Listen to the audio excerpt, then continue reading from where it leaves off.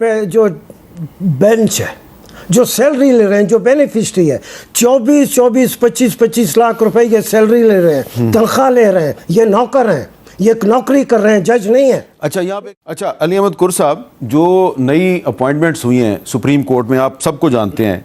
Justice Aamir Farooq साहब जो हैं इस्लामाबाद हाई कोर्ट के चीफ जस्टिस थे, इश्तियाक इब्राहिम साहब जो हैं वो पेशावर हाई कोर्ट के चीफ जस्टिस थे, शफी सिद्दीकी साहब सिंध हाई कोर्ट के चीफ जस्टिस थे, और हाशिम काकड़ साहब जो हैं वो बलोचिस्तान हाई कोर्ट से आए हैं। तो ये सीनियर जजेस जो हैं उनको लाया गया है। इसमें एक सलाउद्दीन पनोर साहब हैं और एक शकील अहमद साहब हैं। ये चीफ जस्टिस नहीं है, बाकी तो चीफ जस्टिस साहिबान हैं। तो इसमें थोड़ा सा आप समझाएंगे कि आपको एतराज़ किस बात पर है? इनमें से कुछ जजेस को तो मैं पर्सनली जानता हूँ, बाकियों से नहीं। जजेस अच्छे हैं, बुरे हैं, इससे मुझे ताल्लुक़ नहीं। या आज हमारे जो वकील साथी थे, कितने काबिल हैं कितने नहीं हैं, हम वकील एक दूसरों को बहुत अच्छी तरीके से जानते हैं। मगर बेसिकली ये हामिद मीर साहब, हम देखें, हम पाकिस्तानी इस मुल्क के शहरी सिविलाइज्ड हैं या नहीं, महज़ब हैं या नहीं, आप इसको छोड़ दें। मगर दुनिया इस वक्त 21st सेंचुरी जो है, ये महज़ब दुनिया की सेंचुरी है।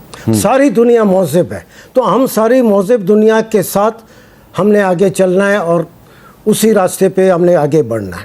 जिस तरीके से ये सारे अपॉइंटमेंट्स हो रही हैं, जजेस के लिए लफ्ज़ इस्तेमाल होता है एलिवेशन, मैं वो लफ्ज़ इस्तेमाल नहीं, अपॉइंटमेंट है, नौकरी है।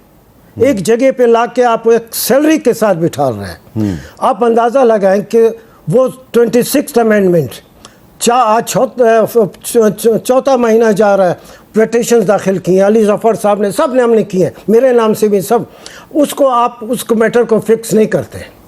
उसे जब मंसूर अली शाह साहब ने कस्टम रेगुलरिटी केस में जब एक क्वेश्चन रेज हुआ, उस पर जब उन्होंने मैटर फिक्स किया, तब इनको ये आईनी कमीशन वालों को, आईनी पे जो बेंच है, जो सैलरी ले रहे हैं, जो बेनिफिशरी है, 25 लाख रुपए ये सैलरी ले रहे हैं, तनख्वाह ले रहे हैं, ये नौकर हैं, ये नौकरी कर रहे हैं, जज नहीं है। अच्छा, यहाँ पे एक सवाल है, मैं यही कहता हूँ ना, जिस तरीके से ये बदनीयती से ये लोगों को अपॉइंट कर रहे हैं, सिर्फ वो सुप्रीम कोर्ट का जो फुल कोर्ट का जो हमारे डिमांड है, वकला का डिमांड है, सारी दुनिया का डिमांड है, 26th अमेंडमेंट के खिलाफ। हाँ। अच्छा, यहाँ पे एक सवाल है।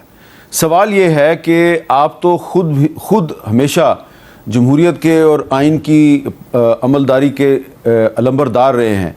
तो अगर एक पार्लियामेंट ने एक कॉन्स्टिट्यूशनल अमेंडमेंट की है अक्सरियत के साथ, तो आप कैसे ये मुतालबा कर रहे हैं सुप्रीम कोर्ट से कि वो इसको ख़त्म कर दें? अमीन मीर साहब, आपका बहुत बड़ा प्रोग्राम है। ये छोटे छोटे लोग हैं, बोने हैं, खुदा की कसम। क्या आप कौन सी पार्लियामेंट की आप बात करते हैं? वो पार्लियामेंट जो इससे पहले की पार्लियामेंट है, यही की पार्लियामेंट थी, जो 10 मिनट के अंदर उन्होंने बाजवा को एक्सटेंशन दिए। ये मैंने बहुत बड़ी चीज़ होता है, सेनेटर बहुत बड़ी चीज़ होता है, रिस्पेक्ट है, कमांड है। 10 मिनट के अंदर उन्होंने एक जनरल को जो है एक्सटेंशन दिया। आज जो असम्बली है, जिस तरीके से ये 26वीं तरमीम पास हुई है, मैं कहता हूँ कि आदमी को शर्म से डूब मरना चाहिए। मगर आप देखें, फ़ख्र से कहते हैं ये वो जो बलूचिस्तान के सेनेटर और उसको लाए गए, जिसको सरदार अख्तर जान ने कहा कि मैंने इनको कहा वोट नहीं देंगे, मगर आप उनको ले। तो आप इस पार्लियामेंट को पार्लियामेंट नहीं मानते? नहीं मानते, नहीं, मैं सब नहीं मानते। आप भी अपने दिल पे हाथ रख के कहें कि आप मानते हैं इसको। तो मैं तो अपना दिल जो है वो मेरा कह रहा है इस तरफ चले जाओ, अकील मालिक की तरफ। अकील मालिक साहब, आप जिस पार्लियामेंट के मेंबर हैं अली अहमद कुर साहब, उसको पार्लियामेंट ही नहीं मानते। देखिए, मैं बसद एहतराम ये ज़रूर कहूँगा, इनके मानने ना मानने से कोई फ़र्क नहीं पड़ता। हम लोग पूरे उस आग की भट्टी और प्रोसेस से गुज़र के आए हैं।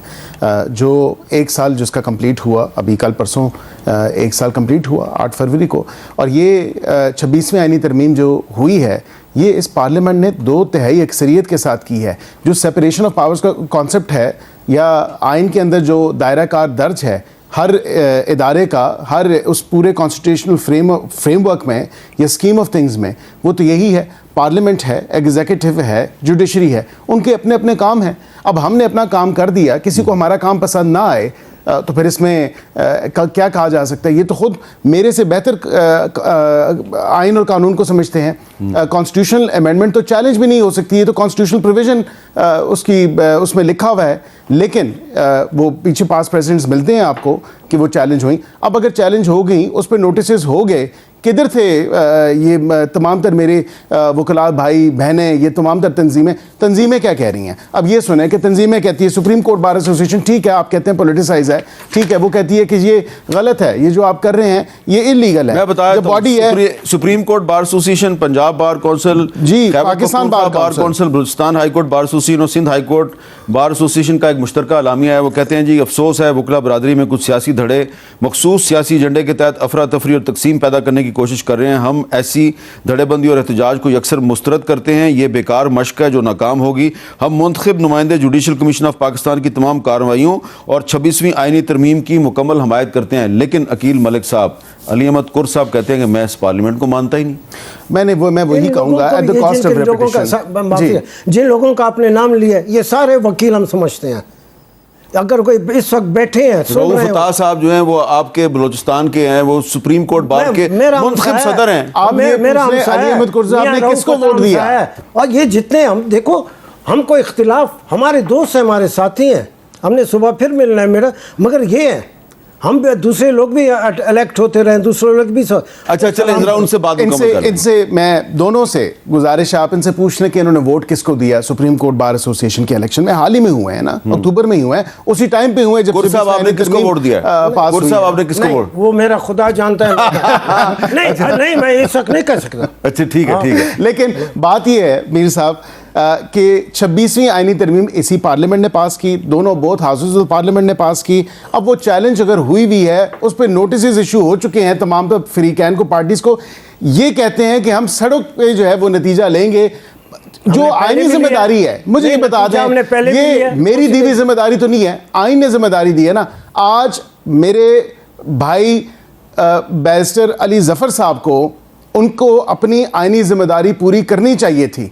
ये आइन में दर्ज है कि ये जेसीपी के मेंबर हैं, मेरी ख्वाहिश से नहीं है, ये मेरे कहने पे नहीं है, ये आइन ने जिम्मेदारी दी है और पाकिस्तानी कौम की अमानत थी, इनको वहाँ पे होना चाहिए था। पेशावर हाई कोर्ट के जजेस की तैनाती होती है, ये बैठते हैं। सिंध हाई कोर्ट की होती है, ये बैठते हैं। इस्लामाबाद हाई कोर्ट की होती है, ये बैठते हैं। लाहौर हाई कोर्ट की होती है, ये बैठते हैं। आज क्यों नहीं बैठे? और मावराए आइन और कानून आज बिल्कुल मीर साहब कोई काम नहीं हुआ। क्या लाहौर हाई कोर्ट से जो एक जज साहब आए थे उस पर इतराज था, वो टेकअप नहीं हुआ ना मामला? जवाब ले लेना। और इस्लामाबाद हाई कोर्ट से तो वैसे ही राइट थी। अकील मलिक साहब कह रहे हैं कि वो लाहौर हाई कोर्ट के जज साहब जिन पे आपको एतराज है, उनका मामला आज नहीं टेकअप हुआ, तो फिर आपको एतराज किस बात पे था?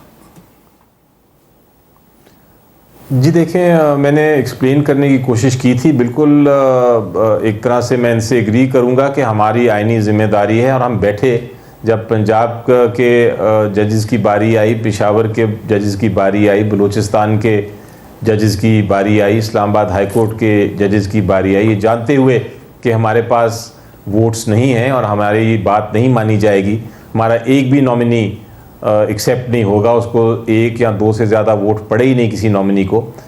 लेकिन इस सब को जानते हुए हमने कहा कि हमने कम अज़ कम मुशावरत ज़रूर करनी है, अपना मौक़िफ़ ज़रूर पेश करना है। और वो मौक़िफ़ पेश करने से फ़ायदा ये हुआ कि अच्छे जज आए, अच्छे जजेस की अपॉइंटमेंट हुई, तो उससे हमने कुछ ना कुछ तो कंट्रीब्यूट किया।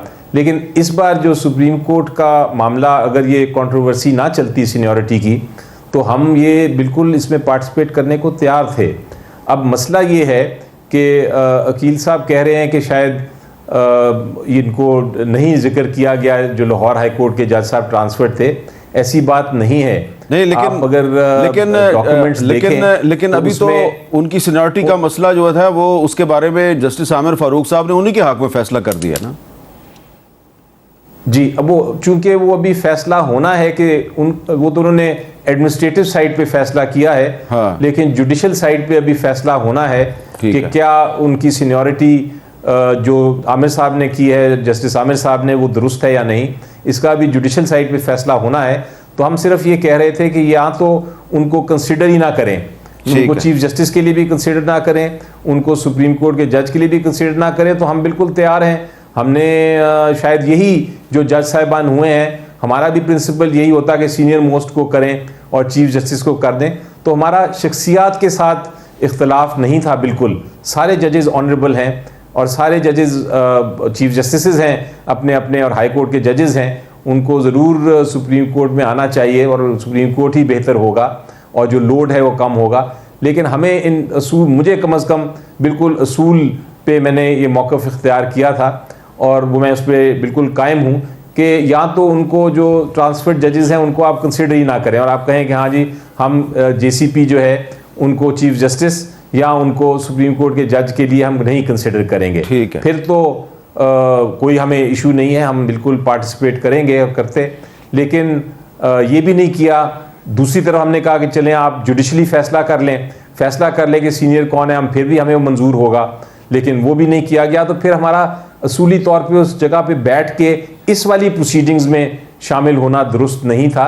हम अगली प्रोसीडिंग्स जो होंगी हाई कोर्ट के डिस्ट्रिक्ट जजेस की उसमें हम शामिल हो जाएंगे, लेकिन यहाँ हमारा मेरा ख्याल है असूल के मुताबिक ही मौक़िफ़ था और उस पर बेशक आप डिसएग्री करें या आप उसको वकील साहब कहें कि नहीं वो दुरुस्त नहीं था मौक़िफ़, लेकिन मेरी लिहाज से मैं तो उस पर कायम हूँ। हर खबर से बाखबर रहने के लिए मेरे चैनल HS न्यूज़ को सब्सक्राइब करें और बेल के आइकन को प्रेस करें। मिलते हैं नेक्स्ट वीडियो में।